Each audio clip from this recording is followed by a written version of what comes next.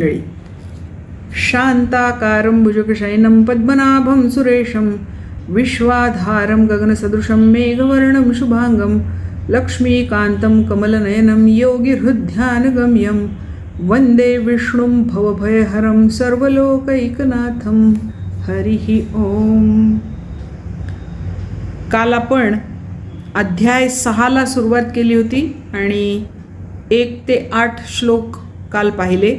आज 6वा अध्याय 9व्या श्लोकापासून सुरुवात करत आहोत. 9वा श्लोक. सुरुन्मित्र आयुः उदासीन मध्यस्थ द्वेषबंधुषु साधुष्वपि च पापेषु समबुद्धिर्विशिष्यते. हा जो योगी आहे, जितेंद्रिय आहे वगैरे वगैरे, काल आपण ती सगळी विशेषणं पाहिली. हा कसा असतो? सुरुन म्हणजे सुहृद, मित्र म्हणजे निस्वार्थपणे तुमच्यासाठी काम करणारा तो मित्र. अरी म्हणजे शत्रू. उदासीन म्हणजे पक्षपात न करता तुमच्याबरोबर राहणारा. मध्यस्थ म्हणजे जो दोन्ही बाजूंकडचं हित पाहून काम करतो तो मध्यस्थ. द्वेषाला पात्र असलेला. बंधू नातेवाईक. साधू धर्मात्मा, जे सज्जन लोक आहेत ते साधू. अशा सगळ्यांच्या बाबतीत पापेषु च, आणि पापी माणसांच्या बाबतीत सुद्धा. कोण कोण? सुहृद, मित्र, अरी, उदासीन, मध्यस्थ, द्वेष्य, बंधू, साधू, पापी. अशा 9ही प्रकारच्या माणसांबद्दल समबुद्धिर्विशिष्यते. ज्याची समबुद्धी विशेषत्वानी कार्य करते त्याला योगी म्हणावं. तो युक्त आहे, तो योगी आहे. साधकाची समबुद्धी असते सगळ्या बाबतीमध्ये, तसा तो आहे. यद्यद आचरती श्रेष्ठाः तद्दत् इतरे जनः. तत् इतरे जनः. जे आदर्श असतात समाजासमोर, ते जसं आचरण करतात तसं इतर लोक त्यांचं आचरण करतात. मग हे आचरणायोग्य असं त्यांचं आचरण असतं. कारण मग तो त्याचा सुहृद असो, मित्र असो, शत्रू असो, उदासीन असो, मध्यस्थ असो, द्वेष करणारा असो, नातेवाईक असो, साधू सज्जन असो किंवा एखादा पापी असो, यापैकी कोणीही त्याच्या सहवासात आलं तरी त्याची सगळ्यांच्या बाबतीमध्ये वागण्याची पद्धत सारखीच असते. समबुद्धी त्याची असते. या सर्वांच्या बाबतीत समभाव ठेवणारा तो अत्यंत श्रेष्ठ, त्याला ध्यानयोगी असं म्हणावं असं म्हटलेलं आहे. आता 10व्या श्लोकामध्ये ध्यानयोगासाठी प्रेरणा दिली आहे अर्जुनाला. कसा असतो हा ध्यानयोगी आणि त्याची प्रेरणा? योगी युज्जित सततम आत्मानं रहसी स्थितः एकाकीयत चित्तात्मा निराशीरपरिग्रहः. निराशी म्हणजे कशाचीही इच्छा न असणारा, म्हणजे निरिच्छ, त्याच्या मनात कशाचीही इच्छा निर्माण होत नाही असा. अपरिग्रह, परिग्रह न करणारा, कशाचाही संग्रह न करणारा असा तो असतो. एकाकी, एकांतप्रिय आणि एकटा. यतचित्तात्मा, ज्यांनी सगळ्या मनाला आणि इंद्रियांना जिंकून घेतलेला आहे असा तो असतो. आणि काय करतो? सततम आत्मानं रहसी स्थितः. स्वतःला तो नेहमी एकांतामध्ये ठेवतो. रहस्यामध्ये म्हणजे सगळ्या लोकांमध्ये राहत नाही, सगळ्या लोकांपासून दूर एकांतामध्ये तो राहतो. असा जो आहे त्याला योगी म्हणावं असं इथे सांगितलेलं आहे या श्लोकामध्ये. सामान्य माणूस विनाशशील वस्तूंची प्राप्ती, संग्रह करणं अशा वृत्तीचा असतो आणि ते संग्रह करण्याची त्याची वृत्तीच त्याला बंधनकारक ठरते. म्हणून साधन करणाऱ्यांनी, योग्यांनी काय केलं पाहिजे? परमात्म प्राप्तीची वृत्ती व्हावी, मोक्षप्राप्तीची वृत्ती व्हावी. साधन प्राप्तीची किंवा वस्तुप्राप्तीची, पदार्थ प्राप्तीची वृत्ती त्याच्यामध्ये असू नये. आत्म्याला त्यांनी एकांतात बसून परमात्म्याच्या ठाई लावावं, अपरिग्रही असावं आणि ध्यान योगाचा त्यांनी वापर करावा, उपयोग करावा आत्मप्राप्तीसाठी असं सांगितलं आहे.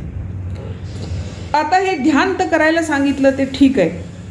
या ध्यानाने काय प्राप्त होतं ज्ञानेश्वर सांगतात. ते इथे आपल्याला सांगतात, हा मार्गू जे देखिजे तै तहान भूक विसरीजे, रात्र दिवसू नेडीजे वाटे इये. या वाटेवर जो चालतो, ध्यान मार्गाच्या वाटेवर, त्याला काय तहान भूक विसरीजे, त्याला तहान लागत नाही आणि भूक लागत नाही. रात्र दिवसू नेडीजे, कधी रात्र झाली कधी दिवस उजळला त्याला कळत नाही. चालता पाऊल जे थप्पडे, या मार्गावरून चालत असताना जिथे पाऊल पडेल तेथ अपवर्गाची खाणी उघडे, तिथे तुम्हाला मोक्षाची खाण उघडी झालेली दिसेल. अव्हांटलिया तरी जोडे स्वर्ग सुख, त्या मार्गाला एखादा फाटा फुटला आणि त्या दुसऱ्या फाट्याने जरी तुम्ही जाऊ लागलात तरी मोक्ष समजा नाही मिळाला तरी स्वर्गसुख नक्की मिळतं. येणे मार्गे ज्या ठाया जाईजे, तो गावो आपणची होईजे. या मार्गाने ज्या ठिकाणी जायचं आहे ते ठिकाण म्हणजे ते गावच तो स्वतः होतो, म्हणजे मार्गच ते गाव होतो. हे सांगू काय सहजे जाणसी तू. त्याच्यामुळे हे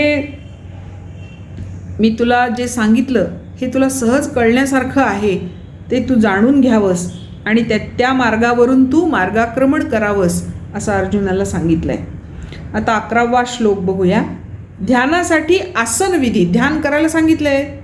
मग ध्यान हे आसनात बसल्याशिवाय होत नाही. पातंजल योगामध्ये ध्यानासन सांगितलेले आहेत, हठयोगामध्ये ध्यानासन सांगितलेले आहेत. कोणकोणते? पद्मासन आहे, सहजासन आहे, स्वस्तिकासन आहे, वज्रासन आहे. हे सगळी ध्यानासन, ध्यानाला बसण्याची आसनं आहेत. त्याच्यामुळे आसन घालून बसायचं तर ती जागा कशी पाहिजे ते इथे सांगितलं आहे. शुचौ देशे प्रतिष्ठाप्य स्थिर मानसमात्मनः नात्युच्छ्रितं नाति नीचं चैलाजीन कुशोत्तरम.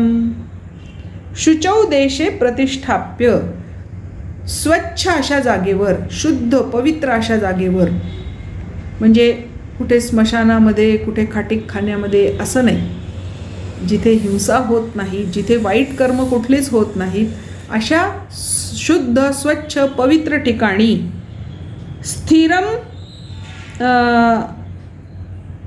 स्थिर मानसम आत्मनः, मनात चित्त स्थिर करून स्वतःला शांत करून माणसाने तिथे बसावं.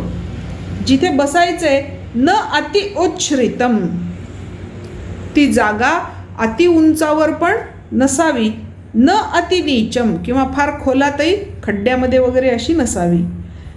आणि तिथे काय असावं? चैलाजीन, चैलाजीन म्हणजे मृगाजीन, कुश आणि कुशसुद्धा असायला पाहिजे. आणि त्याच्यावर एक उत्तरम म्हणजे त्याच्यावर एक वस्त्र अंथरलेलं असलं पाहिजे. अशा ठिकाणी तुम्ही बसावं. त्या पवित्र भूमीवर कुशासन, आधी कुश गवताचं आसन करायचं, त्याच्यावर मृगचर्म टाकायचं, त्याच्यावर धूतवस्त्र किंवा साधं वस्त्र अंथरायचं स्वच्छ. ते अति उंच किंवा अति खोल असू नये. मग त्याच्याबद्दल ज्ञानदेव काय म्हणतात बघा. वरी चोखट मृगसेवडी, मृगसेवडी म्हणजे मृगचर्म, माझी धूतवस्त्राची घडी, तळवटी अमोडी कुशांकुर, सगळ्यात खाली कुशांकुर घालावं, त्याच्यावर धूतवस्त्र, त्याच्यावर मृगासन. सकोमळ सरिसे सुबद्ध राहती आपैसे, एक पाडे तैसे ओझा घाली. जिथे ते फार कडकही असणार नाही, फार मऊही असणार नाही, असं ते आसन व्यवस्थितपणे मांडावं. सावियाची उंच होईल, अधिक उंच जर झालं ते आसन तरी अंगहान डोलेल, शरीर डळमळीत होईल, खाली पडण्याची भीती होईल. कारण ध्यान लागल्यानंतर देहावर ताबा राहतोच असं नाही आणि मग ते देह डळमळेल. नीच तरी पावेल भूमिदोषू, खाली जर झालं तर शरीर भूमीला टेकेल. ध्यानामध्ये आसनामध्ये शरीर आणि जमिनीच्या मध्ये आसन पाहिजे, अडथळा पाहिजे. नाहीतर तुमचा देह डायरेक्ट जमिनीला टेकला की तुमच्या देहातल्या ज्या लहरी निर्माण होतात त्या पृथ्वीमध्ये खेचल्या जातात आणि त्या ध्यानाचा काही उपयोग होत नाही. म्हणून तसंही होऊ नये. म्हणून तैसे न करावे, समभावे धरावे, हे बहु असो होवावे आसन ऐसे. असं स्थिर सुखम आसनम असलं पाहिजे. म्हणजे ज्याच्यामध्ये स्थिर बसता येईल आणि ती स्थिरता सुखकारक होईल अशा ठिकाणी तुमचं आसन असलं पाहिजे. मग आता 12व्या श्लोकात काय सांगितलंय बघा. तत्र एकाग्र मनः कृत्वा, त्या आसनावर मन एकाग्र करून, यत चित्त इंद्रिय क्रिया. यत म्हणजे जिंकणे. काय काय जिंकून? चित्त इंद्रिय क्रिया. चित्त आणि इंद्रियांच्या क्रिया यांच्यावर ताबा मिळवून, उपविश्यासने युंजात योगम आत्मविशुद्धये. उपविश्य आसने, अशा आसनावर बसून, युंजात उपयोगात आणावं, योगम योगाचा अभ्यास करावा. उपयोगात आणावा म्हणजे अभ्यास करावा. कशासाठी? आत्मविशुद्धये, आत्मशुद्धीसाठी ते करावं. त्या आसनावर बसून चित्त आणि इंद्रियांच्या क्रिया ताब्यात ठेवून, मन एकाग्र करून अंतःकरणाच्या शुद्धीसाठी योगाभ्यास करावा, असं या 12व्या श्लोकामध्ये आपल्याला सांगितलं आहे. आता 13 आणि 14 या 2 श्लोकांमध्ये ध्यान कसं करावं त्याचा विधी सांगितला आहे, पद्धत सांगितली. विधी म्हणजे पद्धत. समं काय शिरोग्रीवं धारयन् अचलन् स्थिरः, संप्रेक्ष्य नासिकाग्रं स्वं दिशश्चानवलोकयन्, प्रशान्तात्मा विगतभीः ब्रह्मचारी व्रते स्थितः, मनः संयम्य मच्चित्तो युक्त आसीत मत्परः. ध्यानाची प्रक्रिया कशी असायला पाहिजे? समम काय शिरो ग्रीवम, शरीर, मान आणि शिर म्हणजे डोकं. डोकं, मान आणि हे संपूर्ण शरीर हे कसं असलं पाहिजे? समम, एका सरळ रेषेमध्ये असलं पाहिजे. धारयन अचलम स्थिरः, त्याला त्या अशा अवस्थेमध्ये शरीर स्थिर झालेलं असावं. अचल, निश्चल, स्थिर झालेलं असावं. आणि संप्रेक्ष नासिकाग्रम स्वम, आपल्या नाकाच्या अग्राकडे आपली दृष्टी वळवलेली असावी. ती अशी का असावी? तर जेव्हा आपण नासिकाग्र दृष्टी करतो तेव्हा डोळे पूर्ण मिटलेले पण नसतात आणि पूर्ण उघडे पण नसतात.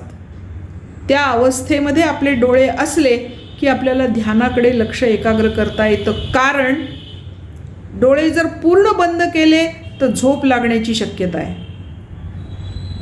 आणि पूर्ण उघडे ठेवले तर बाहेरचे विषय दिसतात. मग ध्यानामध्ये लक्ष न लागता त्या बाहेर ज्या विषयांकडे आपण पाहतो तिकडे लक्ष जाण्याची शक्यता असते. म्हणून बाहेरचंही पाहायचं नाही आणि झोपही लागू द्यायची नाही. अशी अवस्था जर प्राप्त करायची असेल, ध्यानाची अवस्था प्राप्त करायची असेल तर नासिकाग्र दृष्टी हा त्याला उपाय सांगितलेला आहे. मग आता काय काय सांगितलं आहे? समम काय शिरोग्रीवम धारयन अचलम स्थिरः, संप्रेक्ष्य नासिकाग्रम स्वम दिशश्चानवलोकयन, कोणत्याही दिशेकडे लक्ष देऊ नये, कोणत्याही बाजूला पाहू नये, फक्त नाकाच्या टोकाकडेच पाहावं असं सांगितलंय. असं राहिलेलं असताना प्रशांतात्मा विगत भीही, आपल्या मनाला, अंतःकरणाला शांत करावं. विगत भीही, भीती सोडून द्यावी, कशाचीही भीती मनामध्ये धारण करू नये. ब्रह्मचारी व्रते स्थितः, ब्रह्मचारी व्रत आचरण करावं.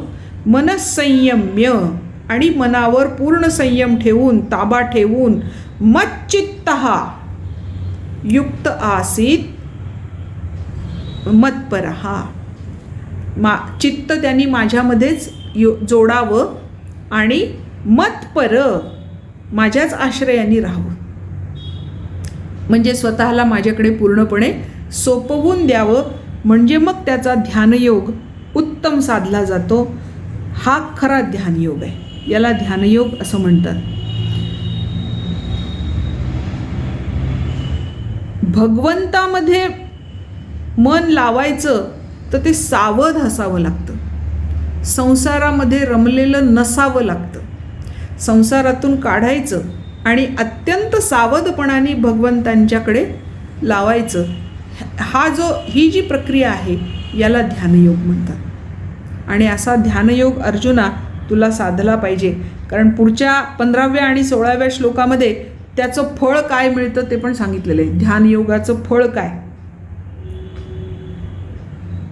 आधी आपल्याला ध्यानयोग म्हणजे काय, तो ध्यानयोग का करावा, त्या ध्यानयोगाचा विधी, आणि आता या 2 श्लोकांमध्ये ध्यानयोगाचं फळ सांगितलंय. युञ्जनेवं सदात्मानं योगी नियतमानसः शांतिं निर्वाण परमां मत्संस्थामधिगच्छति.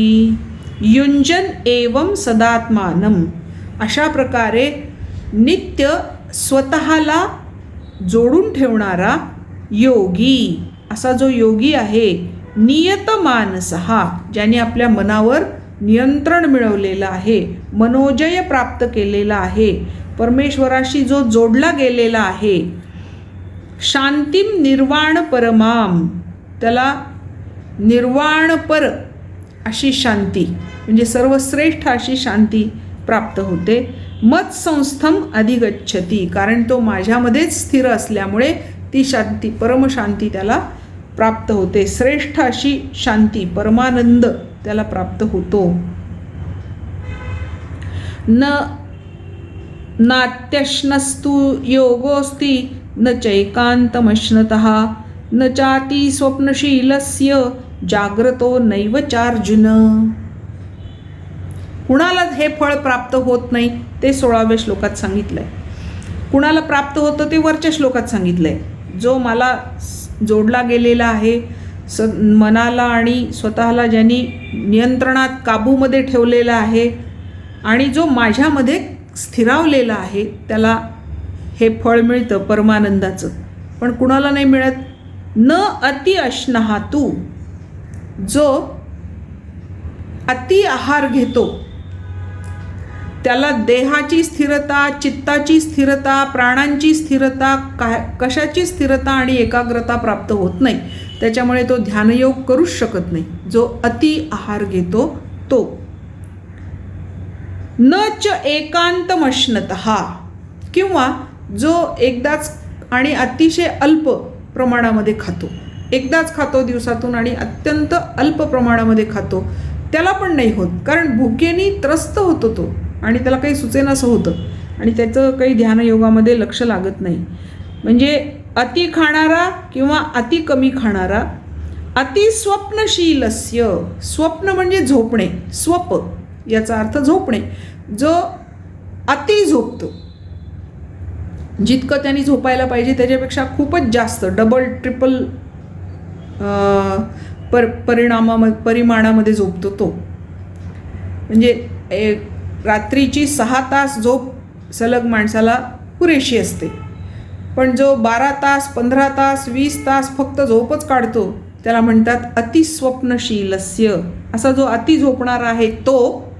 आणि जाग्रतः, जो सतत जागरण करतो, दिवसाही झोपत नाही, रात्री झोपत नाही, काहीतरी नुसतं खटपट करत राहतो, मोबाईलमध्ये टुकटुक टुकटुक करत राहतो, त्यालासुद्धा हा योग साध्य होत नाही अर्जुना. म्हणून मग कसं असलं पाहिजे, मनोजय प्राप्त झालेला असला पाहिजे, मन परमेश्वराच्या ठाई स्थिर असलेलं पाहिजे. अशा माणसाला परमानंदाची प्राप्ती होते, निर्विकल्प समाधी प्राप्ती होते, ध्यानयोग प्राप्त होतो. पण भुकेपेक्षा जास्त आहार आणि भुकेपेक्षा कमी आहार, आवश्यकतेपेक्षा जास्त झोप आणि सतत जागरण करणाऱ्यांना हे फळ प्राप्त होत नाही. म्हणून तू हे असं दोन्ही टोकं करायचे नाही, तरच तुला ध्यानयोग प्राप्त होईल. असं अर्जुनाला म्हणजेच आजच्या युवा पिढीला सांगितलेलं आहे. आजची युवा पिढी अशी आहे की गरजेपेक्षा भुकेपेक्षा जास्त खाणार किंवा नाही तर दिवस दिवस खाणारच नाही. गरजेपेक्षा जास्त झोपणार किंवा दिवस रात्र झोपणार नाही. अशी ही आजची जी पिढी आहे त्या पिढीला विशेषतः हे मार्गदर्शन अर्जुनाच्या द्वारे भगवंतांनी केलेलं आहे. आज आपण 9व्या श्लोकापासून ते 16व्या श्लोकापर्यंत श्लोक पाहिलेले आहेत. ते आपल्याला म्हणायचे आहेत. आज या 16व्या श्लोकावर आपण थांबणार आहोत. 17व्या श्लोकापासून आपण उद्या बघणार आहोत. तर ते श्लोक आता आपण म्हणूया, सगळे म्हणूया किंवा तुम्ही नंतर म्हणा कसंही.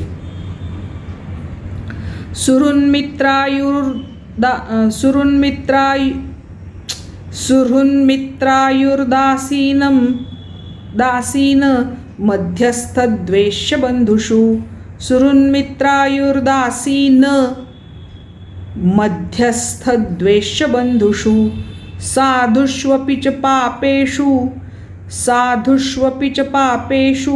समबुद्धिर्विशिष्यते. योगी युञ्जीत सततम् आत्मानं रहसि स्थितः एकाकीयत चित्तात्मा निराशीरपरिग्रहः शुचौ देशे प्रतिष्ठाप्य स्थिरमानसमात्मनः नात्युच्छ्रितं नाति नीचं चैलाजीनकुशोत्तरं तत्रैकाग्रं मनः कृत्वा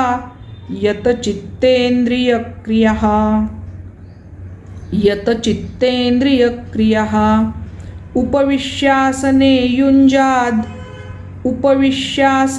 युञ्जाद् योगमात्मविशुद्धये समं कायशिरोग्रीवं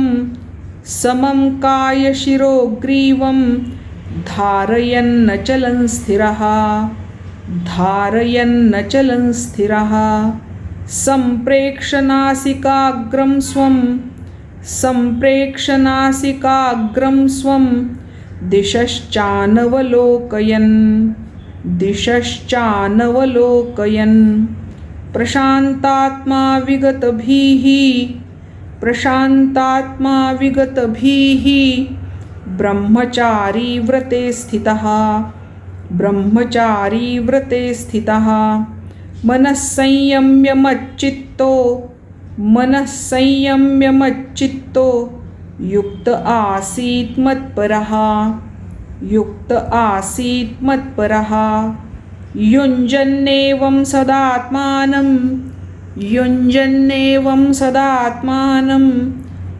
योगी नियतमानसः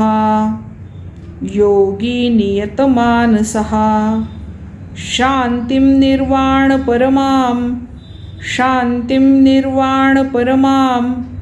मत्संस्थामधिगच्छति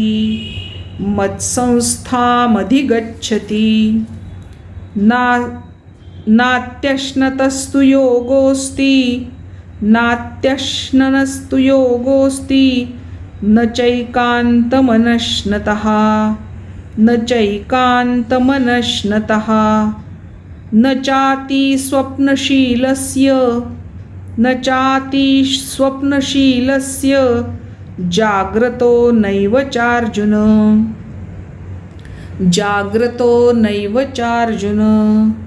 हरिः ओम. आज आपण इथे थांबणार आहोत. 17व्या श्लोकापासून पुढचा भाग उद्या घेणार आहोत.